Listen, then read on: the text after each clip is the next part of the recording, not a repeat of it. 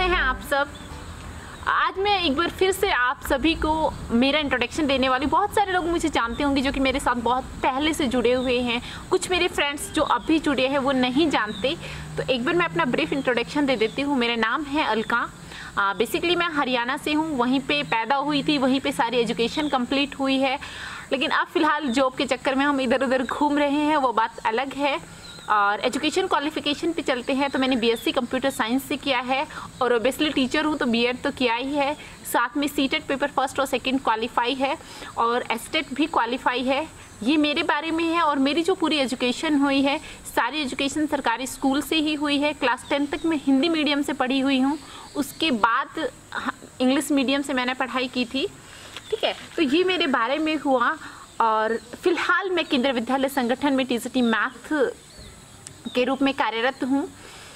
और आज मैं आप सभी के साथ में मेरा जो इंटरव्यू एक्सपीरियंस है वो शेयर करने वाली हूँ।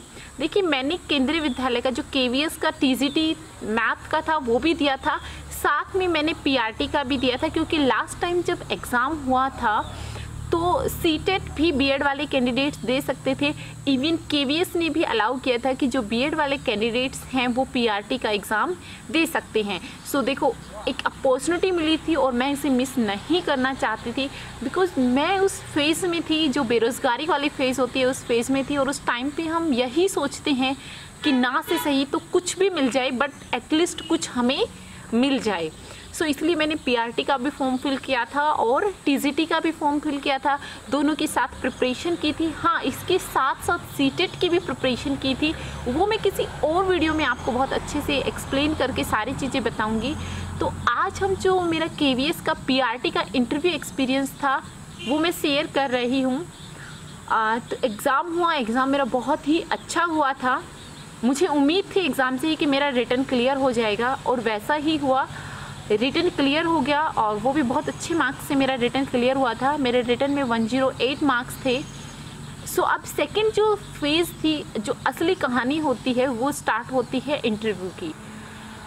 बहुत सवाल थे मेरे मन में कि क्या होगा इंटरव्यू में, कैसे होगा इंटरव्यू, क्या क्या क्वेश्चंस मेरे से पूछे जाएंगे। तो सबसे पहले आप सब लोगों की तरह ही मैंने भी एक ही काम किया, यूट्यूब पे केवीएस इंटरव्यू एक्सपीरियंस लिख के सर्च करना स्टार्ट कर दिया। बहुत सारी वीडियोस मिली, बहुत सारी वीडियोस मैंने देखी, उन वीडियोस से कुछ आइडियाज़ भी मिले, उन आइडियाज़ पे वर्क करना स्टार्ट किया। और दो ऑप्शन थे, क्या तो कोचिंग क्लास ज्वाइन करूँ या फिर सेल्फ प्रिपरेशन करूँ। तो अभी तक कभी कोचिंग क्लास ज्वाइन नहीं की थी किसी भी चीज़ के लिए, क्योंकि मैं अपनी सेल्फ प्रिपरेशन ही कर रही थी। तो मैंने इसके लिए भी अपनी सेल्फ प्रिपरेशन ही बेटर समझा कि अपनी खुद से ही मैं तैयारी करती हूँ। तो घर पे रह के मैंने इसकी तैयारी की। हाँ, उस टाइम में मैं ट्यूशन क्लासेस दे रही थी, तो उसका मुझे बहुत ज़्यादा बेनिफिट मिला।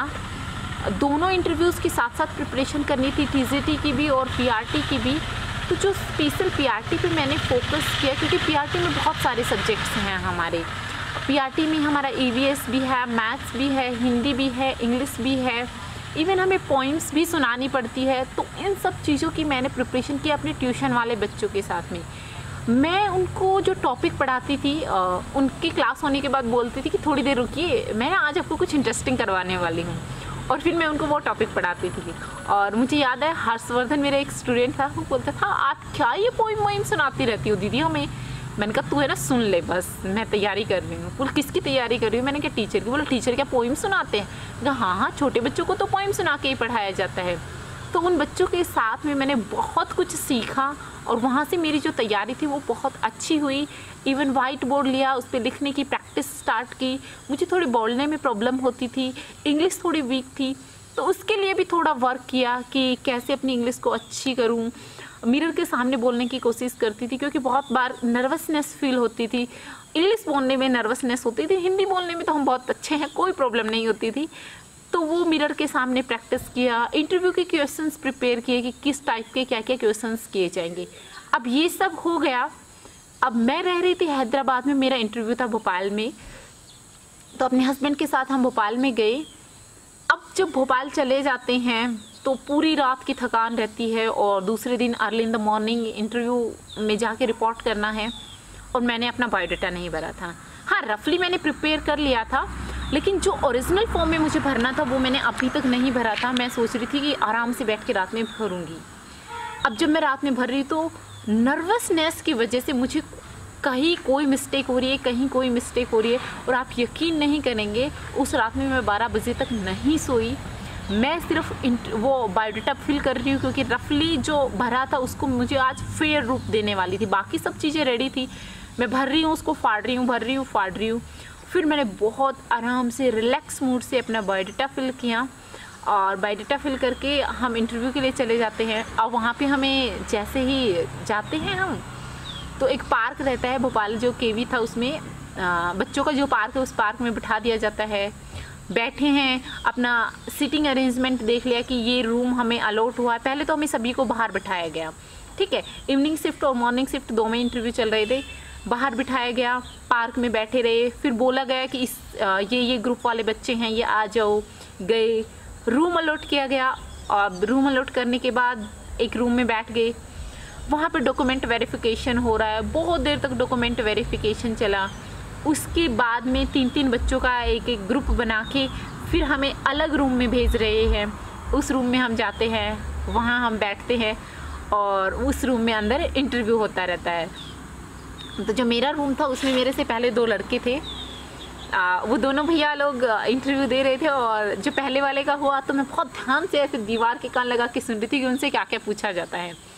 और फिर वो भैया आए तो मैंने पूछा, भैया आपसे क्या क्या पूछा? तो बोला मुझसे डेमो लिया गया था। मैंने कहा अच्छा, डेमो लिया था। और कुछ क्वेश्चंस उन्हें बताए कि मुझसे ये पूछा था, मुझसे ये पूछा था। उसके बाद में फिर जब मेरा इंटरव्यू आता है तो सेम वही है, मैं नॉक करके अंदर जाती हूँ। अब जब मैं नॉक करके अंदर जाती हूँ तो मैंने देखा कि 4 मैम थी पैनल में, चारों मैम बैठी हैं आराम से, कोई सर नहीं था वहाँ पे। मैंने बोला मे आई कम इन मैम? बोले यस। फिर मैंने उनको विश किया। विश करने के बाद उन्होंने बोला यू कैन सिट, आप बैठ सकते हैं। बैठने के बाद मैंने उनको थैंक यू बोला, और थैंक यू बोलने के बाद उन्होंने मुझसे पूछा कि फर्स्ट क्वेश्चन जो उनका था वो यही था कि जो आपकी क्वालिफ़िकेशन है, आपने बीएड किया हुआ है, आपने बीएससी किया हुआ है, आप सीटेड पेपर सेटिंग क्वालिफाई है, वाई पीआरटी? आप पीआरटी ही क्यों बनना चाहती है, वाई नॉट टीजीटी? आपको यकीन नहीं होगा, जो मैंने आंसर दिया वो यही आंसर था कि मैम हम अनएम्प्लॉयड हैं and we want to secure our future. At least कोई तो जॉब मुझे मिल जाए कि ये जो बेरोज़गारी की वाली फेज़ है, बेरोज़गारी ही वर्ड यूज़ किया था वहाँ पे, ये जो बेरोज़गारी वाली फेज़ है ये हट जाए और मैं अपना फ्यूचर सिक्योर कर सकूँ। एटलीस्ट मेरे पास एक जॉब हो, मैं फाइनेंशियली इंडिपेंडेंट हो जाऊँ। बोला अच्छा ठीक है। तो ये क्वेश्चन होने के बाद फिर फर्दर क्वेश्चंस होते हैं मुझसे। फिर उन्होंने इसके बाद उन्होंने मुझसे मेरा इंट्रोडक्शन लिया। अब मैंने मेरा इंट्रोडक्शन दे दिया सारा। इंट्रोडक्शन के बाद वो बोलते हैं कि क्या आप कुछ पढ़ाना पसंद करेंगे? मैंने कहा हाँ मैम, मैं बिल्कुल पढ़ाना पसंद करूँगी। तो बोले क्या पढ़ाएंगे आप? मैंने कहा जो भी आप बोलेंगी मैं वही पढ़ा दूँगी। तो इतने में एक सर ने एंट्री की। अब मैंने इतना ही बोला था कि एक सर ने एंट्री की है, और वो सर बैठे हैं, और उन्होंने बैठते ही मेरा बायोडाटा उठाया एंड बोले कि जो आपने बायोडाटा में अबाउट योर सेल्फ कॉलम में लिखा है, जाके वो बोर्ड पे लिखिए।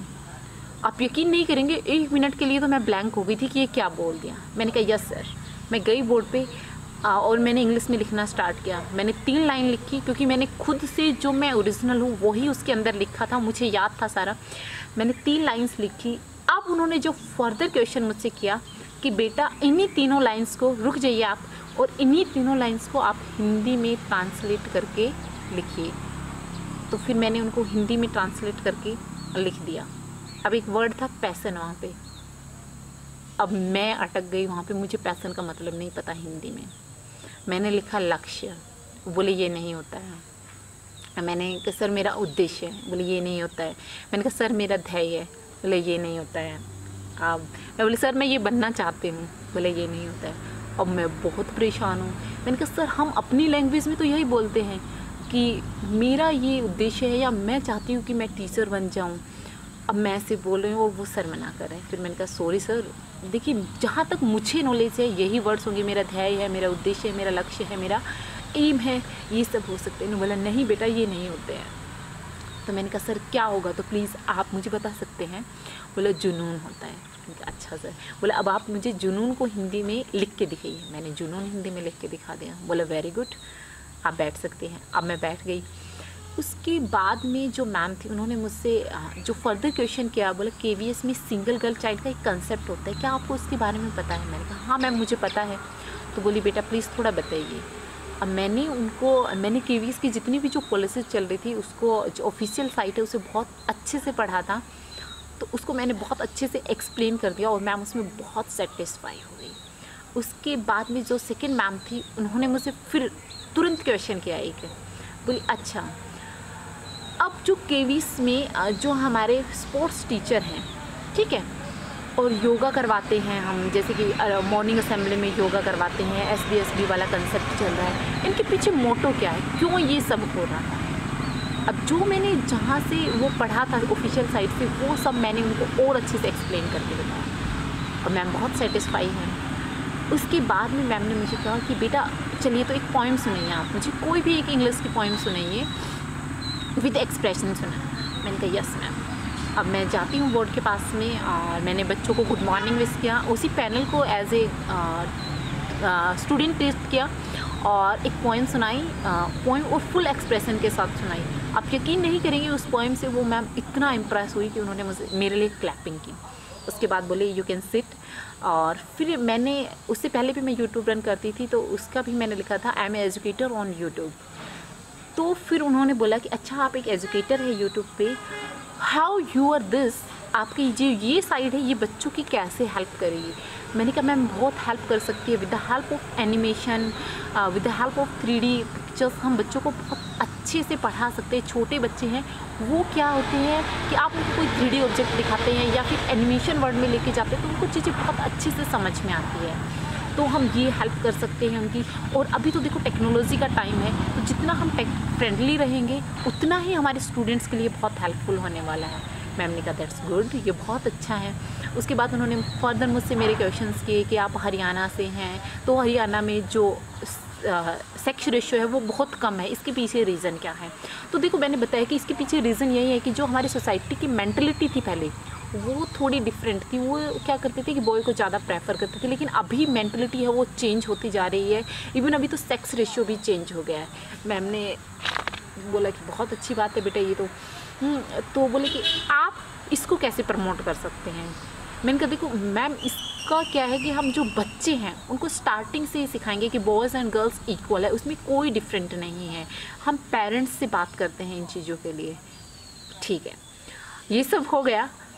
अब 3 मैम थी वो सेटिस्फाई थी, एक मैम थी उनके दिमाग में कुछ चल रहा था, तो उन्होंने मुझसे पूछा कि आपकी क्लास में मान लो 40 स्टूडेंट्स हैं, ठीक है, आप कोई टॉपिक पढ़ा रहे हैं और एक बच्चे को समझ में नहीं आया, आप जब पढ़ा रहे हैं तो उसने बीच में बोला कि मैम मुझे समझ नहीं आया, मुझे समझाइए, ठीक है। मैंने कहा ठीक है मैम मैं उसे समझा दूँगी। फिर मैम ने फर्दर क्वेश्चन किया, अच्छा तो दूसरे बच्चे ने पूछ लिया इमीडिएटली, तो मैंने कहा मैम उसे भी समझा दूँगी। फिर बोला अगर एक साथ 10 बच्चों ने बोला कि मैम हमें नहीं समझ में आ रहा है, तो मैंने कहा मैम मैं स्टार्टिंग से उसे फिर से समझा दूँगी। बोला अगर क्लास टाइम में पूरी ही क्लास आपकी, ठीक है, पूरी ही क्लास के सभी बच्चे आपसे क्वेश्चंस कर रहे हैं बार बार और वो पूछ रहे हैं, बहुत शोर हो जाएगा इसकी वजह से। तो मैंने कहा हाँ मैम ये तो बिल्कुल सही बात है, एक बच्चा बोलेगा मुझे नहीं आ रहा, फिर दूसरा बोलेगा मुझे नहीं आ रहा, फिर तीसरा बोलेगा मुझे नहीं आ रहा, ये तो बहुत शोर क्रिएट होगा और आपकी क्लास तो बिल्कुल डिस्टर्ब हो जाएगी। मैंने कहा राइट मैम, इसके लिए क्या करेंगे? मैंने कहा मैम मैं पहले ये कहूँगी कि पहले मैं इस टॉपिक को फिनिश करती हूँ, जस्ट ट्राई टू अंडरस्टैंड, जितना आपको समझ में आ रहा है समझने की कोशिश कीजिए, एंड देन उसके बाद में 1 by 1 हर स्टूडेंट अपना हाथ ऊपर करेगा और हर स्टूडेंट के जो जो डाउट्स हैं मैं उसको क्लियर कर दूँगी। इस आंसर से मैम बहुत ज़्यादा सेटिस्फाई थी।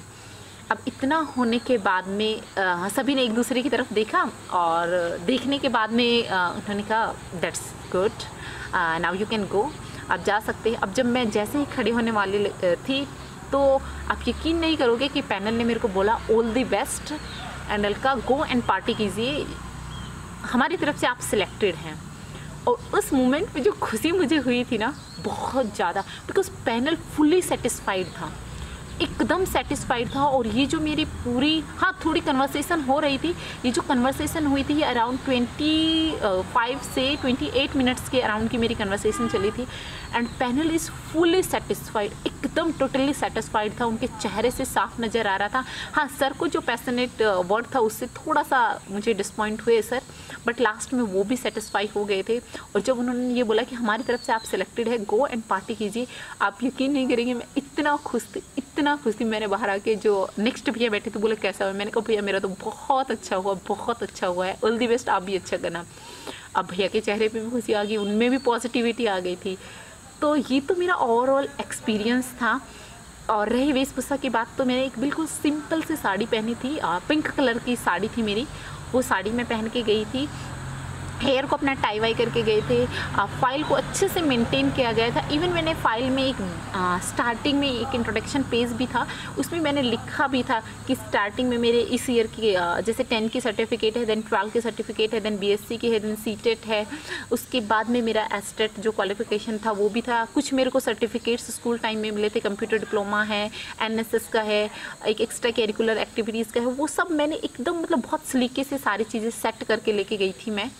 फ़ाइल भी देखी थी उन्होंने, और जो यूट्यूब वाला कंसेप्ट था उसकी मैंने एक अलग से फ़ाइल बनाई थी, वो तो उन्होंने बहुत अच्छे से देखी थी। तो ये ओवरऑल एक्सपीरियंस था। हाँ लास्ट में एक सजेशन उन्होंने दिया था मुझे कि ma'am everything is best but please try to improve your English.